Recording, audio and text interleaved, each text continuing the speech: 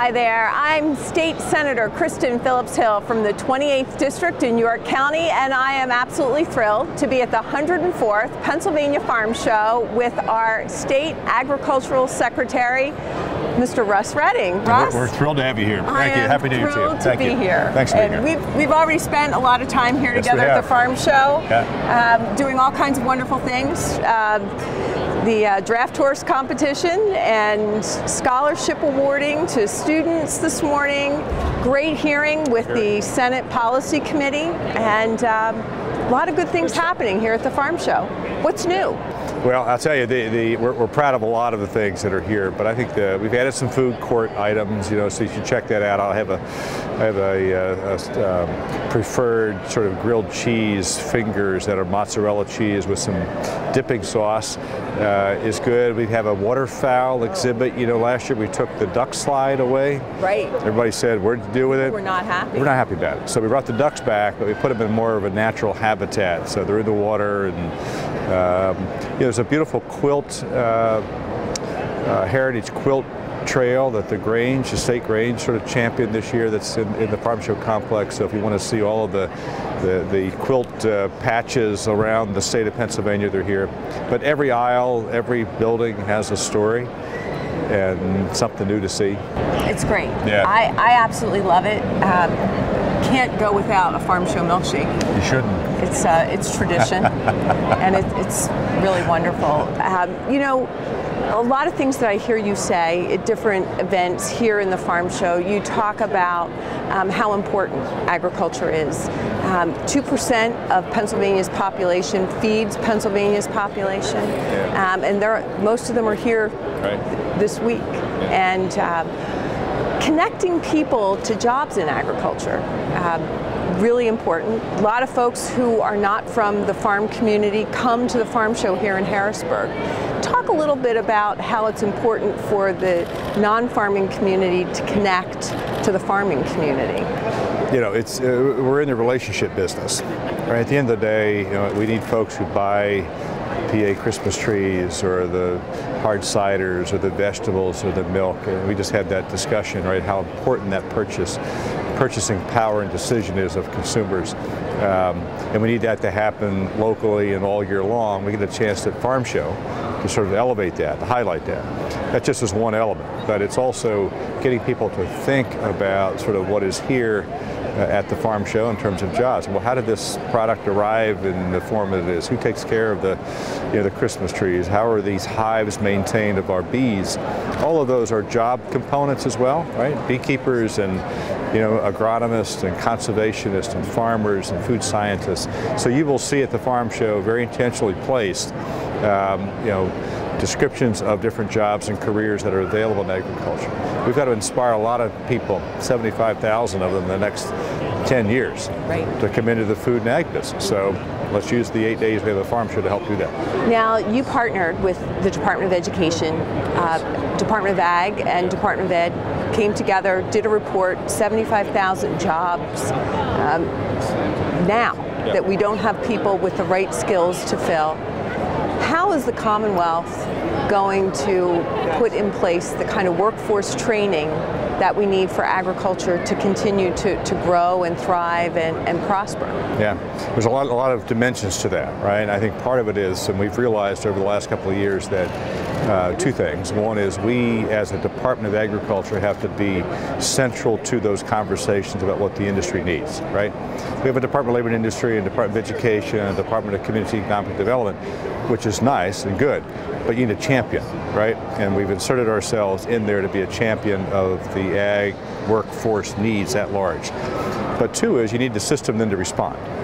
And I think that's where our work, the Commission for Agriculture, Education, Excellence, making sure we have the ag science programs that we do have, we keep them and grow them, that we add those. We make sure that the career tech ed programs across the state are responding to those very specific ag needs. And we have the appropriate apprenticeship programs.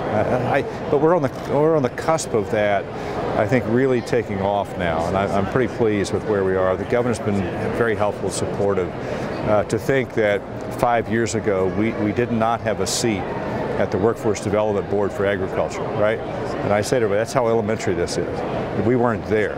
The assumption was that somebody else was representing us. And we learned that's not a good idea. No, it's not. We should be there, right? So that's a long answer to say I appreciate your help and focus on it, because it's an everyday worry, is to have people think about who are in it, transitioning, but also if you're not in it, you want to, how do we do that? And even with the best of intentions, I always say to people, I don't know what you don't tell me. So those workforce development boards didn't know what they needed to know about the agriculture industry because you weren't there. Our farmers didn't have a seat at that table. So thank you for doing that. Yeah. A lot of legislative activity around agriculture this session.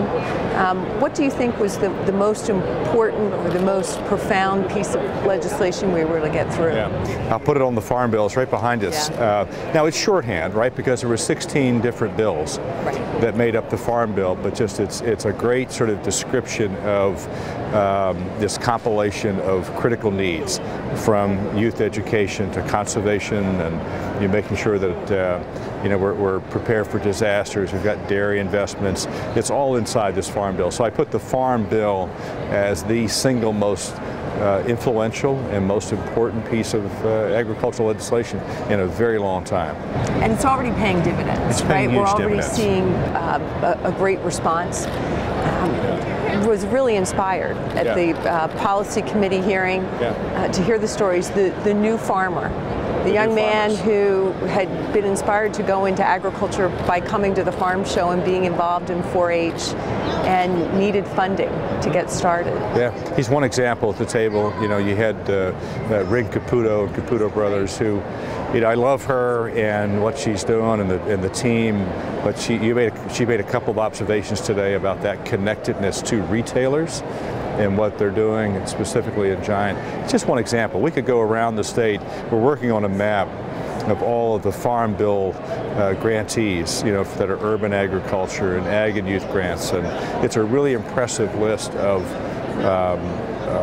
people and organizations and all across the state and interest in agriculture. So Farm Bill, critically important. Well, dairy farmers, it's a big sector of the ag economy in York County, and talk about the status of the dairy industry. Ring Caputo obviously had a fantastic story to tell of how that grant that came to Caputo Brothers is saving local dairy farms in York County and some other places. Yeah, and I think she's a good example. We had she was in the first round of dairy investment grants. We did 29 projects like them all over the state of Pennsylvania. We have another group that's in the queue, if you will, that's part of the Farm Bill, $5 million for dairy. We're waiting on the Commonwealth Financing Authority to meet here later in January to make that decision. But all of those are great sort of stories of the entrepreneurs, the folks who are on the farm. They're really trying to figure out what to do, how to add value to stay there. As a dairy sector, we're in a much better place today than we were price-wise than a year ago. Right, prices are up. We're feeling pretty good about the market. There are some things that make us nervous, though, because there are some bankruptcies in the processor community, not based in Pennsylvania, but have a big impact on us, like Dean Foods, right? They're half of the dairy processing in PA. They filed for bankruptcy a couple of months ago, so we're watching that very closely. For the moment, we're better off. We've got a lot of opportunity on the farms and through the dairy investment program. Prices overall, both in the U.S. and around the world, are improving, so that's all good signs for us. And I always say, the dairy consumption is up. Right? If it were all down, I'd say we've got a big problem here. But dairy consumption is up. So a good news story, but also with some work. The Dairy Commission, which you've supported here in Pennsylvania, very important to look forward. What's on the horizon? That's their charge. That's what you told us to do. We're going to do that. Well, it's always good to get out ahead of those things. One of the things that we did in the few years that I've been here is really create a new hemp industry, agricultural hemp, industrial hemp, and we've seen a processor locate in York County. We're seeing it being grown in farmers' fields. What does the hemp industry look like in Pennsylvania. Well, I'm excited about it. I mean, I think, you know, we were in that business in a significant way until 1937.